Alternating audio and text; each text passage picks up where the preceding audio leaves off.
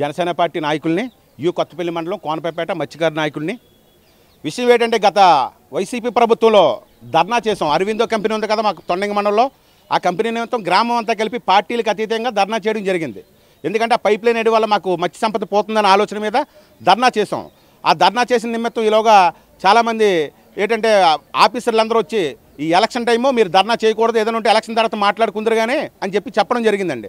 చెప్పడం జరిగితే election code అమల్లో ఉండడం వల్ల అక్కడ కలెక్టర్ గారు, ఆర్డీఓ గారు, ఎస్పీ గారు, డిఎస్పీలు అందరూ వచ్చి కూడా ధర్నాను ఆపి ఎలక్షన్ తర్వాత కూర్చుందారని చెప్పేసి అన్నారండి. అయితే ఈలోగా కంపెనీ వాళ్ళు అందులో వైసీపీ వాళ్ళు, టీడీపీ వాళ్ళు, మేము ఒక 7 కూడా వెళ్ళి కంపెనీ వాళ్ళు వైసీపీ వాళ్ళు టచ్లో ఉంటే వాళ్ళకి ఫోన్ చేశారండి. అసలు ఏంటి మీ ఊరు సమస్య అంటే కంపెనీకి కాదండి, 1 నోట్లకి వెళ్ళాం అన్నవరం. దేనికోసం పిలిచారంటే ఇలాగ ఏంటి మీ సమస్య ఏంటి, మీ ధర్నాకి ఎందుకు కూర్చుంటున్నారని. పక్క గ్రామానికి తొండంగి మండలంలో 3 గ్రామాలకి 1,50,000 క్వార్టీ చొప్పున ఇచ్చారంటండి. అదే రీతిగా మా గ్రామానికి కూడా ఇవ్వాలి, మాకు కూడా ఇవ్వాలి, మా పక్క గ్రామం మాకు నష్టం జరుగుతుంది, లేదంటే పైప్ లైన్ తీసేయాలని చెప్పి మేము గట్టిగా డిమాండ్ చేసామండి.